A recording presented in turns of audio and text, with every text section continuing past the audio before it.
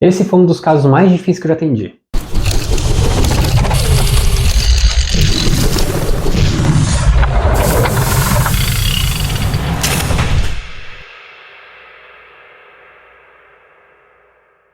Bom, vou contar essa história para vocês aqui. Quem me procurou foi a mãe dessa paciente, ela era uma menina de 18 anos na época, e ela estava com tendência suicida, a mãe estava muito preocupada, e ela me procurou. E logo nessa primeira conversa com a mãe, ela já me explicou que a menina tinha um grande problema com homens, ou seja, com a figura masculina. E ela falou assim, olha, Renan, eu vou ter que ir junto com ela na consulta, porque ela tem uma dificuldade muito grande de ficar perto de homem. E eu falei pra ela assim, olha, mas você tem certeza que talvez a melhor opção como terapeuta seria eu? Quer que eu indique para você uma terapeuta mulher, para que ela sinta mais à vontade? Ela falou assim, não, Renan, eu vi seus depoimentos, eu acredito que você realmente pode ajudá-la. Você topa, né, realmente pegar esse caso?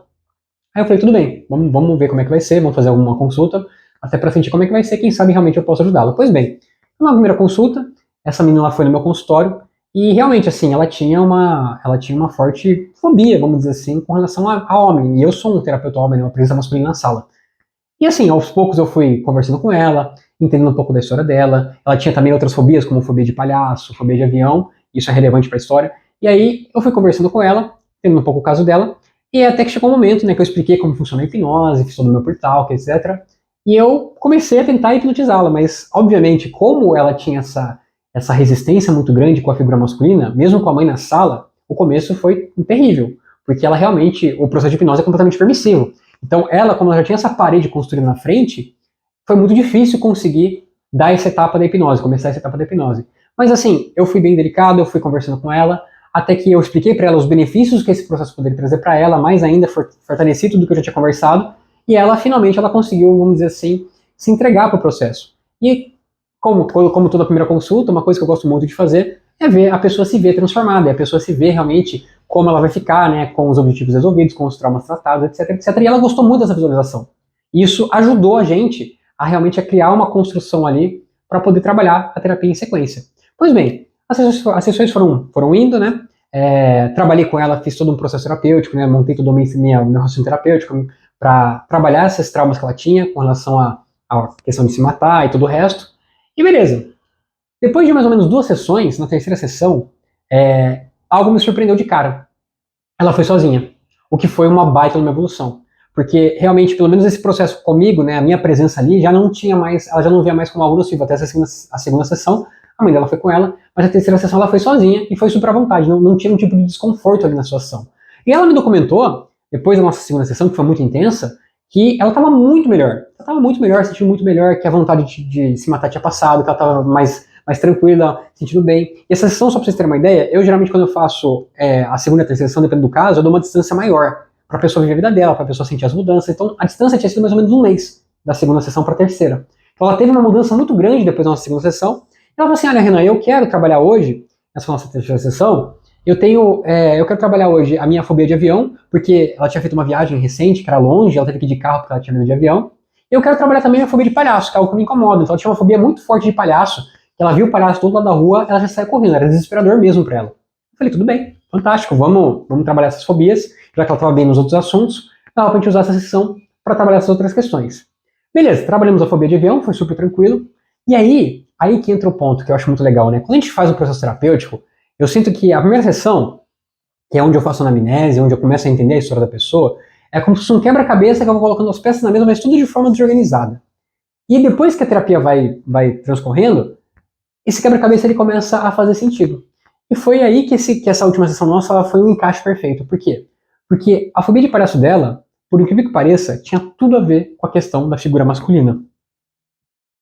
A gente fez uma regressão e ela se viu ali numa situação que ela tinha mais ou menos, acho que eu não lembro qual era a idade exata, mas ela era pequena. Ela estava tendo um carnaval de rua, na rua dela, e ela estava lá, e um vizinho dela que estava todo fantasiado, que estava todo maquiado, ele não estava vestido de palhaço, ele estava todo maquiado, ele bateu nela. Por algum motivo lá, ele bateu nela, e ela, depois de então, ela começou a ter muita fobia de palhaço e também fobia de homem. Essa questão que ela tinha essa dificuldade com relação a homens. E é interessante porque, por que eu falo que as nossas memórias, elas não necessariamente são todas reais, né? Primeiro porque esse evento eu não duvido que aconteceu, mas talvez, é claro, quando você é criança, tudo fica maior, então a lembrança ela vai se tornando cada vez mais pesada, porque esse trauma ele foi se perpetuando ao longo dos anos. Toda vez que ela viu um palhaço, esse medo dela ele foi ficando maior.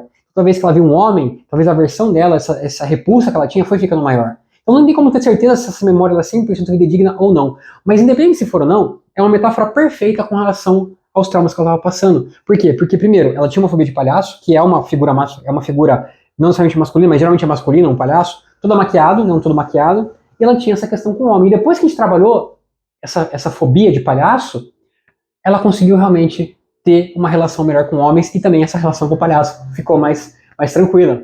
Mas por isso que eu digo que é um grande quebra-cabeça que se encaixa. Para você ver, parecia que a fobia de palhaço era uma coisa tranquila, que teoricamente era uma coisa leve, né, era uma coisa simples, mas que todo o contexto que esse medo de palhaço trouxe para a vida dela. Porque não era o palhaço em si, era a figura desse homem maquiado que fez ela ter trauma de tantas outras coisas que foi aumentando com o tempo. Então, é como se o nosso cérebro, ele cria um caminho para nos proteger, porque ela passou por uma situação complicada ali, ela apanhou do vizinho, e isso gerou nela um trauma emocional, supondo que isso seja real, que eu acredito que seja, e fez ela ter esse registro de que ela precisa se proteger de homens e de figuras maquiadas, e isso foi sendo reforçado ao longo dos anos, porque toda vez que ela tinha um confronto com uma situação aversiva, como um palhaço ou um homem, e ela evitava esse confronto, ou seja, ela se esquivava, saía do lugar, etc., vinha uma sensação do quê? De alívio. E esse alívio dizia para o cérebro dela, olha, tá tudo bem, quer dizer que tá tudo bem mesmo, então você pode continuar evitando, porque estamos fazendo a estratégia certa, você não se machucou nem daquela vez. Então, esse evitamento do enfrentamento faz com que essas redes fiquem cada vez mais fortes, e é por isso que a terapia com hipnose é tão incrível, porque a gente começa a ressignificar todo esse padrão, ao ponto de que essas conexões mudam, e a pessoa passa a ver as coisas de uma forma mais saudável, e com isso a mudança realmente acontece, como aconteceu com essa paciente. Foi um grande desafio, por quê? Porque ela tinha esse ponto de que eu sou um terapeuta homem, e mesmo com essa limitação, dentro do quadro dela específico, a gente conseguiu trabalhar tudo isso e ter um resultado muito bacana. E você, terapeuta, tem algum caso interessante aí para contar? Qual que foi o caso mais difícil que você já atendeu? Comenta aqui para mim, para eu conhecer um pouco a sua história, a gente vai trocando uma ideia, beleza? Se inscreva no canal aqui, curte esse vídeo, nos vemos em breve, um abraço e até a próxima.